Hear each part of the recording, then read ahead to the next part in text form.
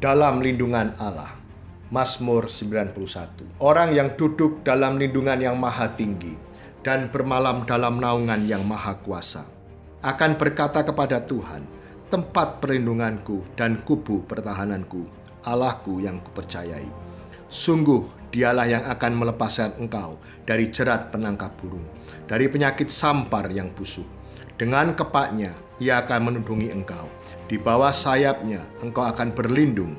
Kesetiaannya ialah perisai dan pagar tembok. Engkau tak usah takut terhadap kedahsyatan malam, terhadap panah yang terbang di waktu siang, terhadap penyakit sampar yang berjalan di dalam gelap, terhadap penyakit menular yang mengamuk di waktu petang.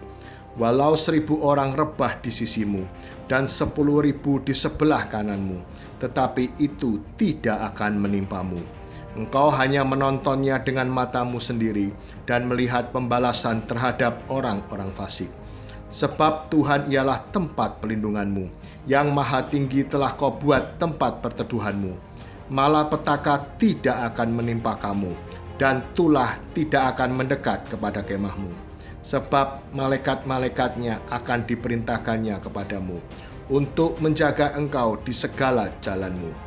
Mereka akan menatang engkau di atas tangannya, supaya kakimu jangan terantuk kepada batu. Singa dan ular tedung akan kau langkahi. Engkau akan menginjak anak singa dan ular naga. Sungguh hatinya melekat kepadaku, maka aku akan meluputkannya.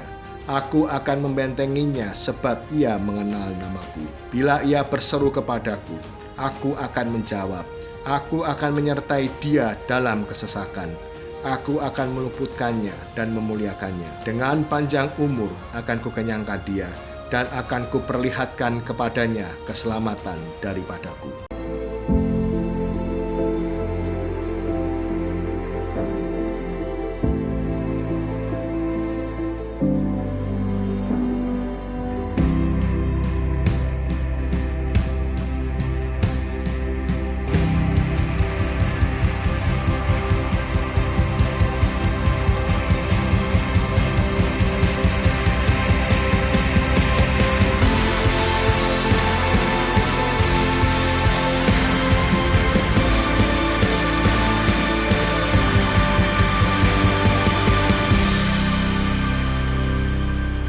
Kami angkat tinggi tangan kami tinggi-tinggi di hadapan-Mu ya Tuhan, untuk menyanjung Raja kami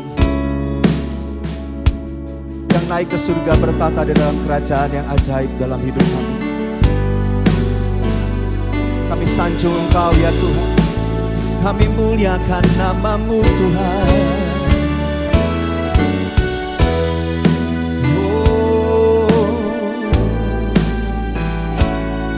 Sama-sama di hadapan Tuhan. Sanjung Kau di tempat tinggi, sebab Engkau Imam besar agung. Ku sanjung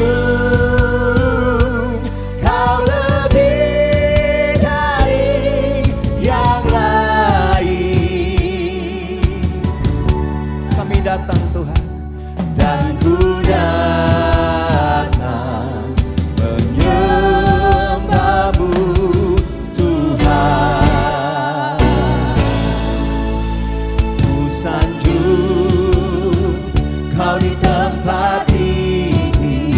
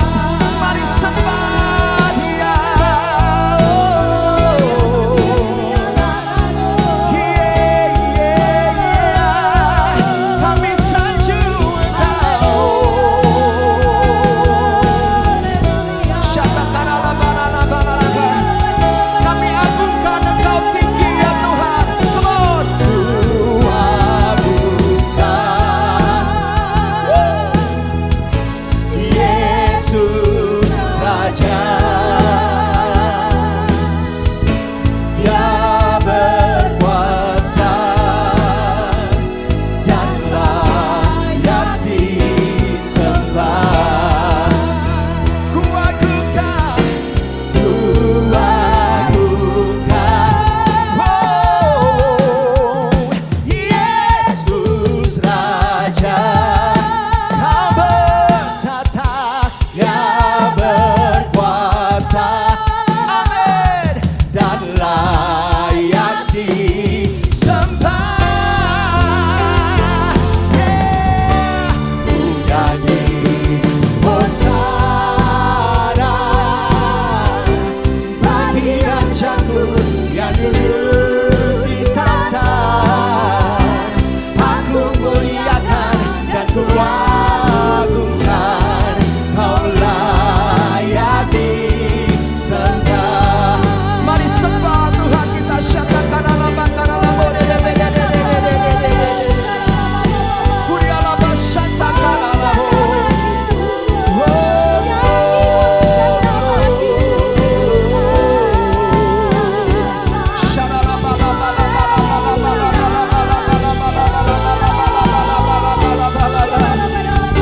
kami datang sama-sama menyembah-Mu ya Tuhan.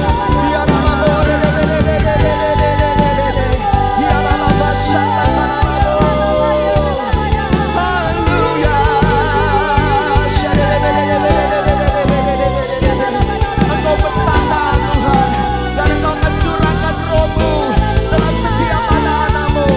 Lawatan Tuhan yang terakhir, penuaian yang terbesar terjadi, Pentakosta yang ketiga terjadi ya Tuhan.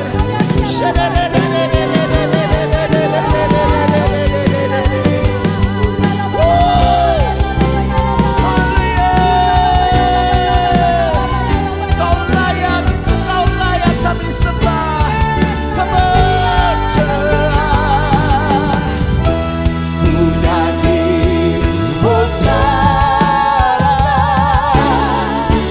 bagi Rajaku yang duduk di tahta.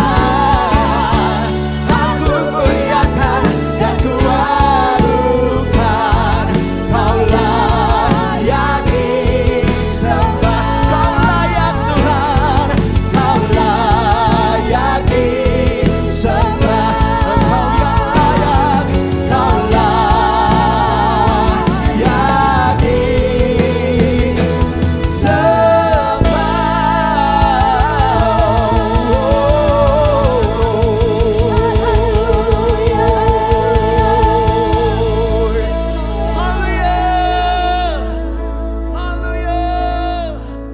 Engkau layak kami sembah, kami tinggikan Tuhan. Kami percaya waktu Roh-Mu tercurah, kami akan bangkit menyerukan nama Tuhan Yesus, nama yang teguh, nama di atas segala nama. Yang percaya mari berikan tepuk tangan buat Tuhan Yesus. Katakan wuh, haleluya. Thank you Lord. Setiap keluarga demi keluarga akan bangkit di hadapan Tuhan, sebab Roh Allah ada atasmu. Come on, yeah, yeah. Come on, come on, come on. Oh, oh, oh, oh, oh. Oh. Sama-sama. Bangkit, serukan nama Yesus. Mari maju saudara, maju, nyatakan kuasanya. Dalam nama Tuhan Yesus kita buat iblis gemetar, kalahkan tipu dayanya dengan kuasa namanya. Nama Yesus menara yang kuat, nama Yesus kota benteng yang teguh. Nama Yesus kalahkan semua musuh. Nama Yesus di atas galanya. Sama-sama sekali lagi dengan segenap hati, segenap iman kita di hadapan Tuhan. Yeay, come on, bangkit. Woo.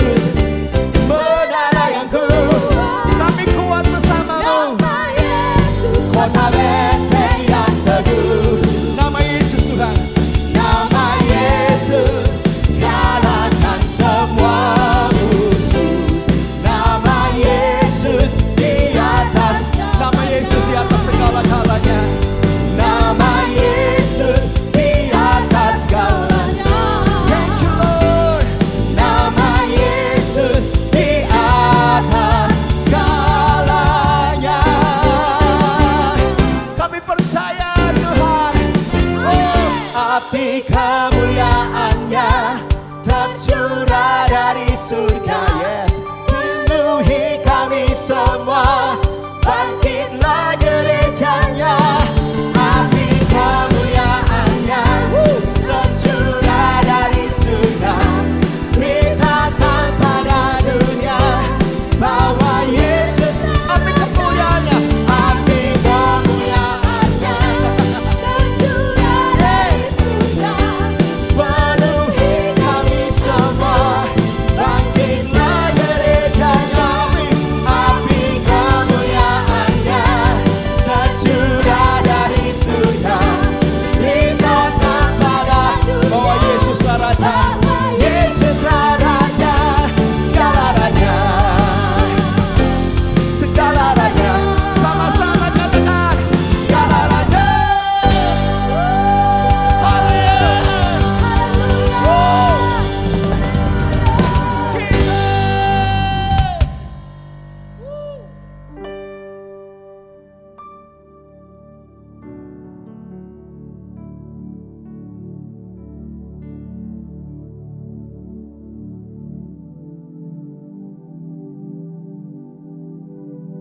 Shalom semuanya.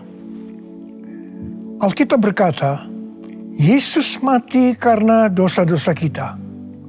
Dia dikuburkan, tetapi pada hari yang ketiga dia dibangkitkan. Setelah Tuhan Yesus bangkit, selama 40 hari Tuhan Yesus menampakkan diri kepada lebih dari 500 murid-muridnya untuk membuktikan bahwa dia hidup. Setelah memberikan pesan terakhir, maka dengan disaksikan murid-muridnya, Tuhan Yesus terangkat ke sorga. Saya percaya kalau kita berada di sana waktu itu, kita pasti akan sama dengan murid-murid Tuhan Yesus yang melihat bahwa Tuhan Yesus bertambah tinggi. Ketika mereka melihat ke bawah, ternyata kaki Tuhan Yesus sudah tidak menyentuh tanah lagi. Perlahan tapi pasti, Tuhan Yesus terangkat ke sorga. Makin lama makin kecil, sampai ada awan yang menutupi dan hilang dari pandangan mata. Sementara mereka terheran-heran melihat ke langit, maka ada 2 orang yang berpakaian putih di dekat mereka yang berkata, "Hai orang-orang Galilea, mengapakah kamu berdiri melihat ke langit? Yesus ini yang terangkat ke sorga meninggalkan kamu, akan datang kembali dengan cara yang sama seperti kamu melihat dia naik ke sorga." Dari ayat ini saya percaya kalau yang melihat Tuhan Yesus naik ke sorga adalah murid-murid Tuhan Yesus, maka yang akan melihat Tuhan Yesus turun dari sorga menjemput gerejanya adalah murid-murid Tuhan Yesus. Tuhan Yesus berkata dalam Yohanes 14 ayat 1-3, "Janganlah gelisah hatimu. Percayalah kepada Allah. Percayalah juga kepadaku. Di rumah Bapa-Ku banyak tempat tinggal. Jika tidak demikian, tentu aku mengatakannya kepadamu. Sebab aku pergi ke situ untuk menyediakan tempat bagimu. Dan apabila aku telah pergi ke situ dan telah menyediakan tempat bagimu, aku akan datang kembali dan membawa kamu ke tempatku, supaya di tempat di mana aku berada, kamu pun berada." Pesan Tuhan Yesus ini ditujukan untuk murid-muridnya. Karena itu, kalau kita mau ikut dalam pengangkatan, maka kita harus menjadi murid Tuhan Yesus. Murid Tuhan Yesus adalah kita-kita yang hidupnya sama seperti Kristus telah hidup. Karena kita hidup sama seperti Kristus telah hidup, maka kita akan menjadi serupa dengan gambarnya. Roma 8 ayat 29 berkata, "Sebab mereka yang dipilihnya dari semula, mereka juga ditentukannya dari semula untuk menjadi serupa dengan gambaran anaknya, supaya ia, anaknya itu, menjadi yang sulung di antara banyak saudara." Jadi goal kita sebagai orang percaya adalah menjadi serupa dengan gambar Yesus. Memasuki tahun 2021, Tuhan memberikan tema bahwa tahun 2021 adalah tahun integritas. Kita harus menjadi orang yang berintegritas, yang artinya kita berbicara dan melakukan apa yang kita percayai sesuai dengan kebenaran firman Allah.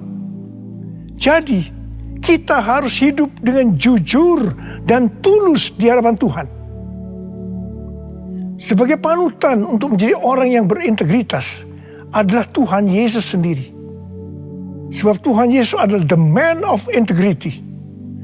Menjadi murid Tuhan Yesus adalah menjadi orang yang berintegritas. Tuhan Yesus sangat menekankan agar kita menjadi orang yang berintegritas. Karena kedatangannya sudah sangat-sangat dekat.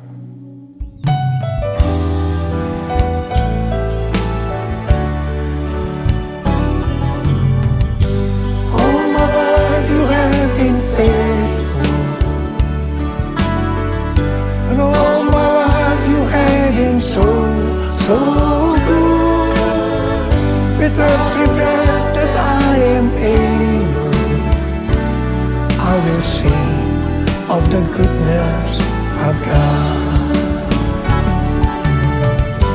All my life you have been faithful, and all my life you have been so good. With every breath that I am able, I will sing of the goodness of God.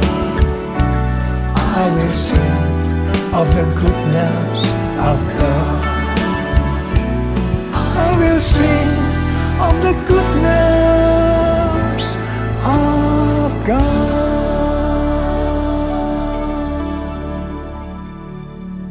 Ibrani 7 ayat 25 berkata, karena itu ia sanggup juga menyelamatkan dengan sempurna semua orang yang oleh Dia datang kepada Allah. Sebab ia hidup senantiasa untuk menjadi pengantara mereka. Tuhan Yesus di sorga menjadi pengantara kita. Artinya sebagai pendoa syafaat bagi kita supaya kita selamat secara sempurna. Kalau kita berbicara tentang keselamatan, maka ada 3 hal yang harus diperhatikan. Yang pertama, keselamatan bisa hilang. Yang kedua, hampir tidak diselamatkan. Yang ketiga, selamat dengan sempurna. Orang yang sudah percaya bisa kehilangan keselamatan. Matius 7 ayat 21 sampai dengan 23 berkata, bukan setiap orang yang berseru kepadaku, Tuhan, Tuhan, akan masuk ke dalam kerajaan sorga, melainkan dia yang melakukan kehendak Bapa-Ku yang di sorga. Pada hari terakhir, banyak orang akan berseru kepadaku, Tuhan, Tuhan, bukankah kami bernubuat demi nama-Mu, dan mengusir setan demi nama-Mu, dan mengadakan banyak mujizat demi nama-Mu juga? Pada waktu itulah aku akan berterus terang kepada mereka dan berkata, aku tidak pernah mengenal kamu. Enyahlah daripadaku, kamu sekalian pembuat kejahatan. Ini merupakan peringatan bagi hamba-hamba Tuhan yang sedang dipakai oleh Tuhan, agar pelayanan yang diberikan oleh Tuhan itu semata-mata hanya untuk menyatakan kemuliaannya, bukan untuk kemuliaan diri sendiri, bukan untuk mencari keuntungan pribadi, bukan untuk popularitas, di mana ini semua bisa mengakibatkan hilangnya keselamatan. Contoh seorang murid yang kehilangan keselamatan adalah Yudas. Yudas mengikut Yesus begitu lama, bahkan dicatat dalam Lukas 9 ayat 1 sampai dengan 6, ia bersama murid-muridnya yang lain pernah melakukan berbagai mujizat dan pelayanan kesembuhan. Namun, ia akhirnya memilih meninggalkan Tuhan. Maka hilanglah keselamatannya. Mengenai hampir tidak diselamatkan, 1 Korintus 3 ayat 10 sampai dengan 15 berkata bahwa kita membangun hidup kita ini dengan dasar Yesus Kristus. Pertanyaannya, bahan apa yang kita gunakan untuk membangun kehidupan kita ini? Apakah dengan bahan emas, perak, batu permata, ataukah dengan bahan kayu, rumput kering, atau jerami? Semua ini akan nampak pada hari Tuhan saat pekerjaan kita diuji dengan api. Jika pekerjaan kita tahan uji, artinya tidak terbakar karena terbuat dari bahan emas, perak, dan batu permata, maka kita akan mendapat upah. Tetapi sebaliknya, kalau pekerjaannya itu terbakar karena bahan yang digunakan adalah kayu, rumput kering, atau jerami, maka akan menderita kerugian. Selamat sih selamat, tetapi seperti keluar dari dalam api.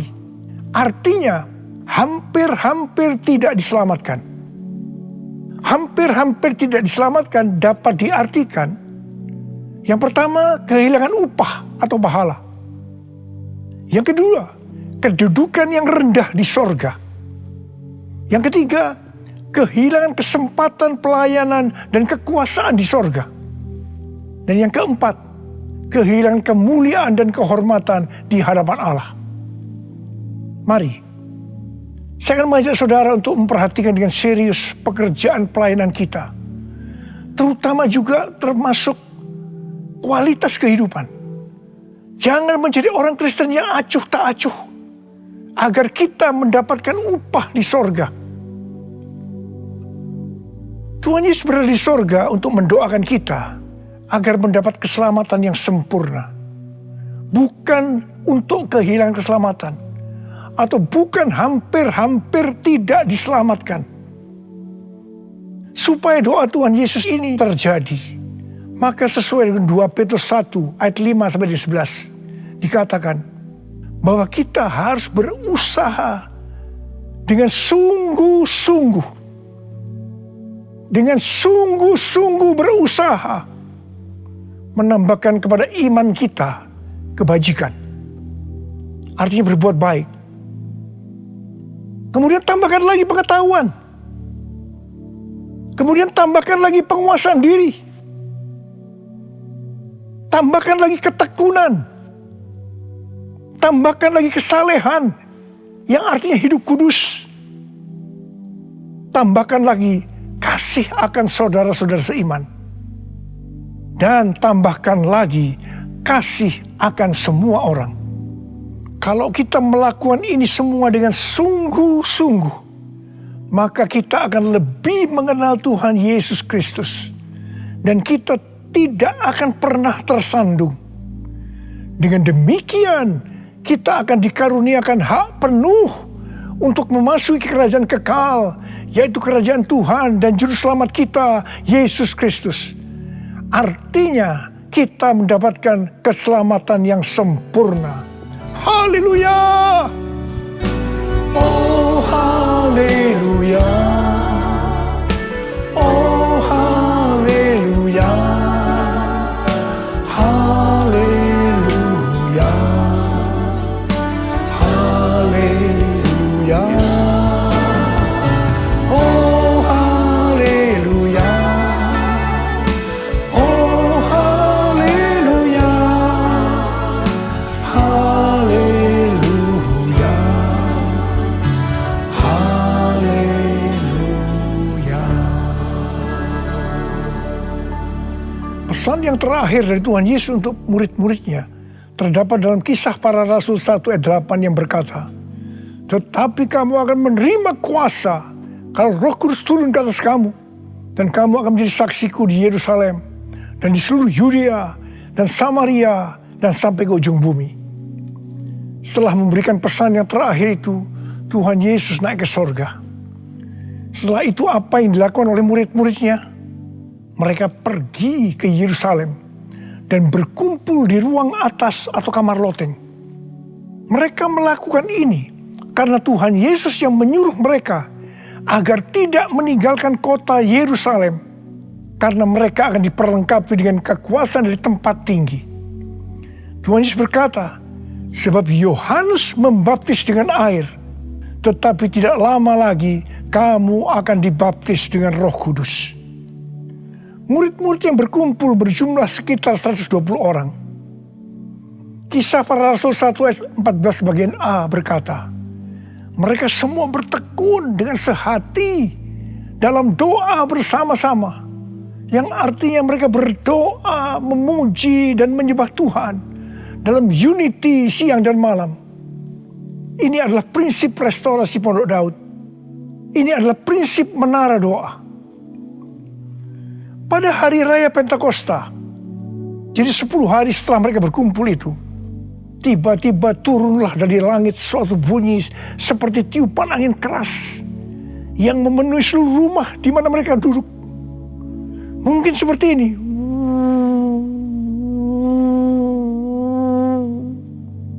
Dan tampaklah kepada mereka lidah-lidah seperti nyala api yang bertebaran dan hinggap pada mereka masing-masing. Maka penuhlah mereka dengan Roh Kudus. Lalu mereka mulai berkata-kata dalam bahasa-bahasa lain, seperti yang diberikan oleh Roh itu kepada mereka untuk mengatakannya. Itu adalah bahasa Roh. Orang yang dibaptis dengan Roh Kudus atau dipenuhi Roh Kudus, tanda awalnya adalah berbahasa roh. Setelah itu murid-murid Tuhan Yesus dipakai secara luar biasa untuk melakukan amanat agung. Tanda dan mujizat menyertai pelayanan mereka. Peristiwa ini disebutkan sebagai Pentakosta yang pertama. Pentakosta yang pertama ini dahsyat. Sebab dalam kurun waktu 100 tahun, 70% dari dunia yang dikenal waktu itu, yaitu yang berada di bawah kekaisaran Romawi, menjadi Kristen. Pertanyaannya, apakah amanat agung sudah selesai? Jawabannya, belum. Karena itu pada tahun 1906, kembali Roh Kudus dicurahkan di Azusa Street, yang disebutkan sebagai Pentakosta yang kedua. Ciri-ciri yang menonjol dalam Pentakosta yang kedua ini adalah penekanan dalam hal berbahasa roh dan pelayanan mujizat dan kesembuhan. Meskipun seluruh karunia roh juga dicurahkan dengan limpahnya. Pentakosta kedua ini dahsyat. Sebab menurut Gordon Conwell Theological Seminary, bahwa 77,9% dari kekristenan yang ada pada saat ini dimulai dari awal abad ke-20. Ini berarti dimulai dari era peristiwa pencurahan Roh Kudus di Azusa Street atau Pentakosta yang kedua. Pertanyaannya, apakah amanat agung sudah selesai? Jawabannya, belum. Hari-hari ini pencurahan Roh Kudus yang jauh lebih dahsyat dibanding dengan Azusa Street sedang terjadi. Ini disebutkan sebagai Pentakosta yang ketiga. Seperti yang terjadi pada Pentakosta pertama dan Pentakosta yang kedua. Maka berbahasa roh dan pelayanan kesembuhan juga terlihat begitu intens. Saya percaya dengan Pentakosta ketiga ini, amanat agung Tuhan Yesus akan selesai. Dan Tuhan Yesus akan datang kembali.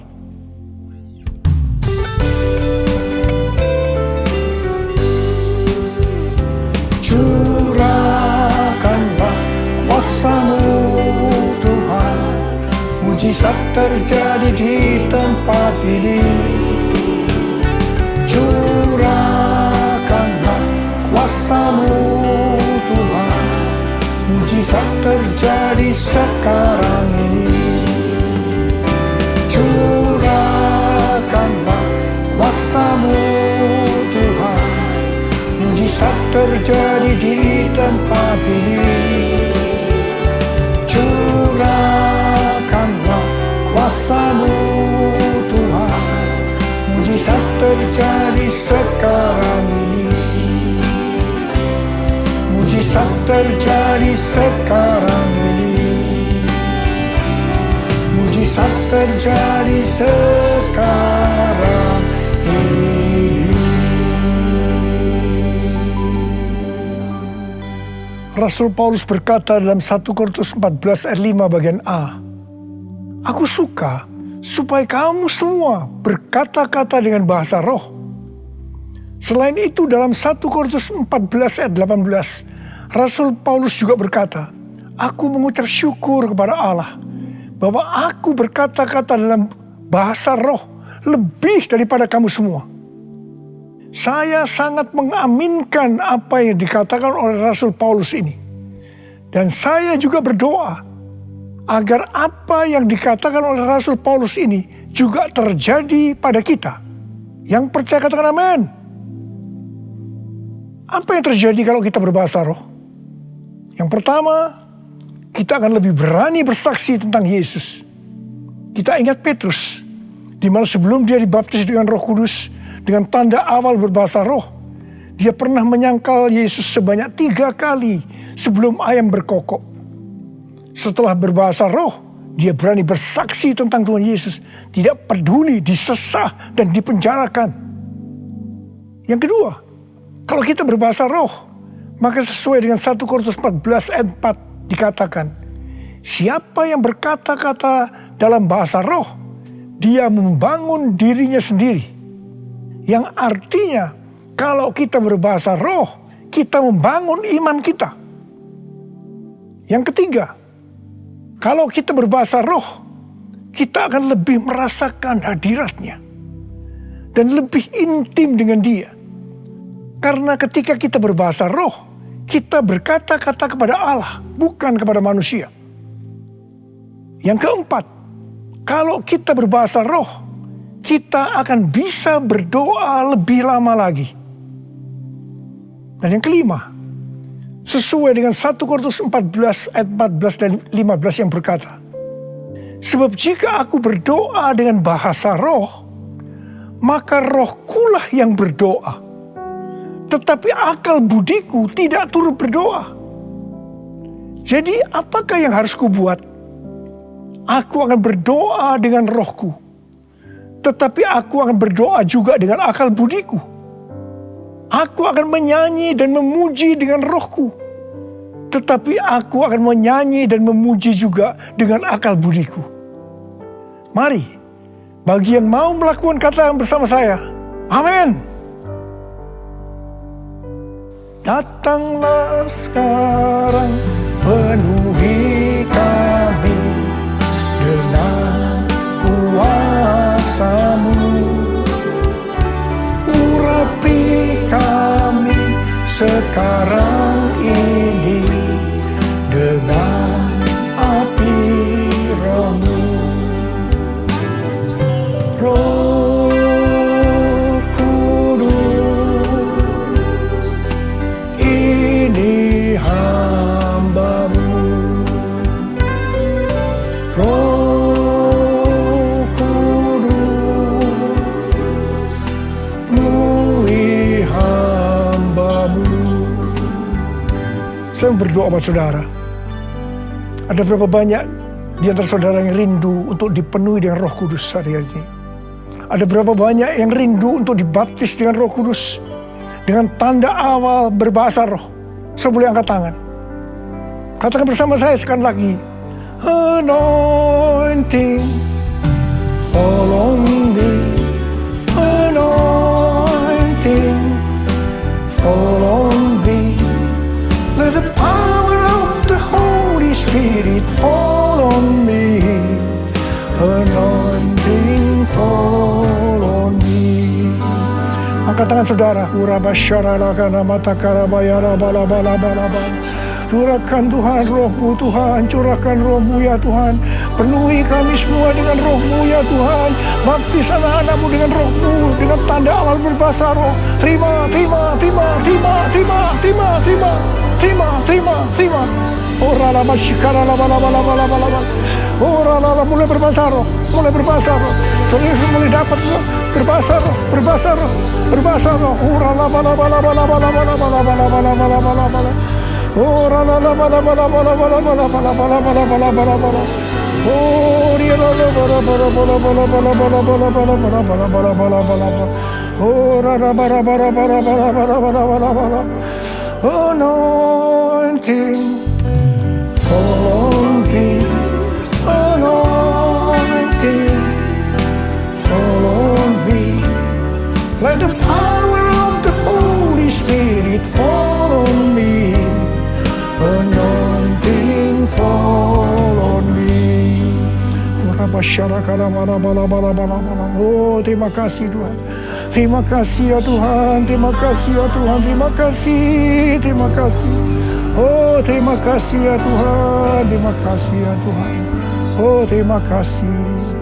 Terima kasih. Oh, terima kasih. Ora bara bara. Terima kasih Abba. Terima kasih Abba.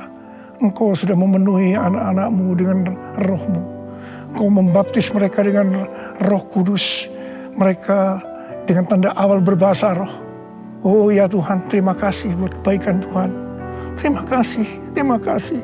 Pakai kami semua menjadi alat untuk menyelesaikan amanat agung Tuhan Yesus. Pakai Tuhan, pakai kami semua. Terima kasih. Dalam nama Yesus, dalam nama Yesus. Amin. Mari saudara-saudara, kita akan masuk dalam perjamuan kudus. Kita akan mengingat ayat ini. Sebab setiap kali kamu makan roti ini dan minum cawan ini, kamu memberitakan kematian Tuhan sampai Ia datang. Perjamuan kudus adalah perjamuan Tuhan Yesus sendiri. Setiap kali kita masuk dalam perjamuan kudus, Tuhan Yesus selalu mengingatkan kita, biarlah ini menjadi peringatan akan daku. Biarlah ini menjadi peringatan akan daku. Karena itu, mari arahkan hati kita kepada kebaikan Tuhan. Kita akan mengingat kebaikan Tuhan. Supaya kita lebih mengasihi Tuhan Yesus. Kita lebih mengasihi satu dengan yang lain. Mari tundukkan kepala. Tuhan, siapakah kami sebelum kami mengenal Engkau? Kami semua orang berdosa. Upah dosa adalah maut, mati. Tapi Engkau yang tidak berdosa telah dijadikan dosa oleh karena kami. Engkau harus turun dari surga mulia, mati ganti kami dengan penderitaan yang luar biasa. Oh Tuhan, itu Engkau ya Abba. Engkau ya Abba. Itu Engkau ya Abba. Engkau jadikan kami sebagai anak-anak-Mu. Engkau tuntun kami, Engkau bela, Engkau berkati, Engkau lindungi kami. Engkau tegur juga kalau kami salah. Itu Engkau ya Abba. Itu Engkau.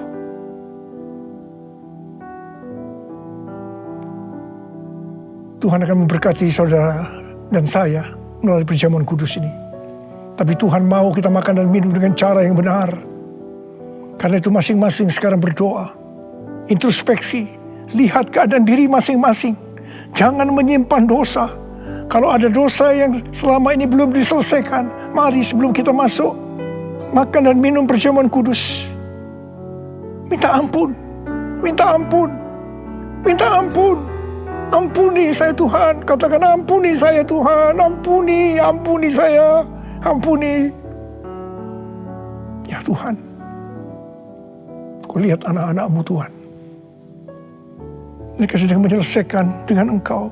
Mereka sedang minta ampun, ampuni mereka ya Abba, ampuni mereka.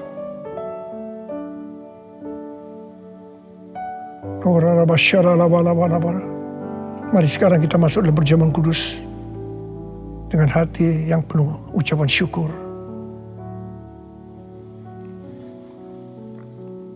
Sekarang mari angkat roti di tangan kanan kita tinggi-tinggi. Sebab apa yang telah kuteruskan kepadamu telah aku terima dari Tuhan.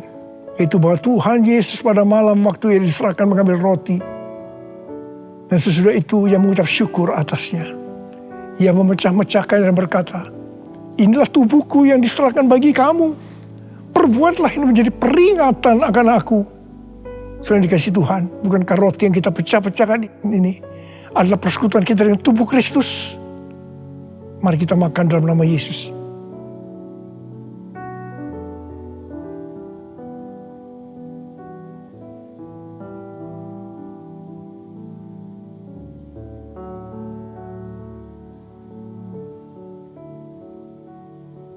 Sekarang angkat cawan di tangan kanan kita tinggi-tinggi. Demikian juga yang mengambil cawan sudah makan lalu berkata, cawan ini adalah perjanjian baru yang dimeteraikan oleh darahku. Perbuatlah ini setiap kali kamu meminumnya menjadi peringatan akan aku. Selain dikasih Tuhan, bukankah cawan pengucapan syukur yang atasnya kita ucapkan syukur adalah persekutuan kita dengan darah Yesus? Mari kita minum dalam nama Yesus.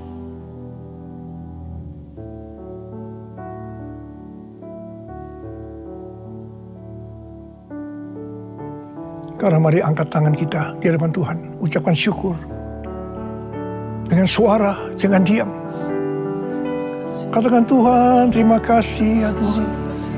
Terima kasih ya Tuhan, terima kasih. Kami bersyukur padamu ya Tuhan.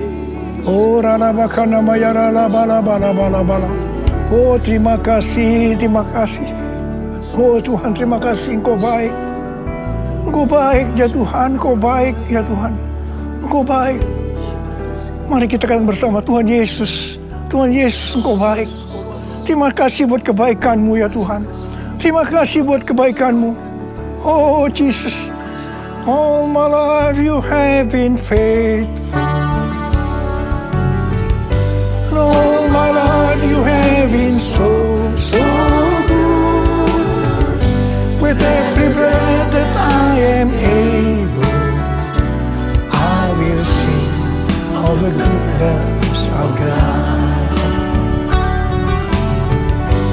All my life you have been faithful,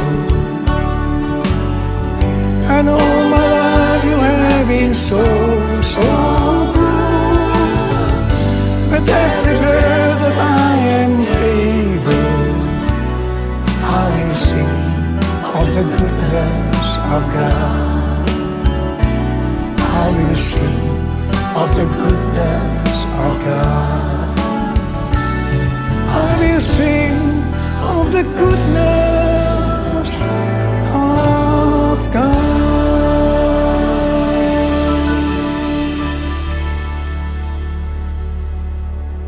Sekarang terimalah berkat Tuhan. Kasih karunia berlimpah-limpah daripada Allah Bapa dalam Anak yang tunggal Yesus Kristus. Persekutuan yang manis dengan Roh Kudus menyertai saudara sekalian mulai hari ini. Sampai Tuhan Yesus datang kembali menjemput kita di awan-awan dan bahkan sampai selama-lamanya. Yang percaya bersama-sama katakan, Amin.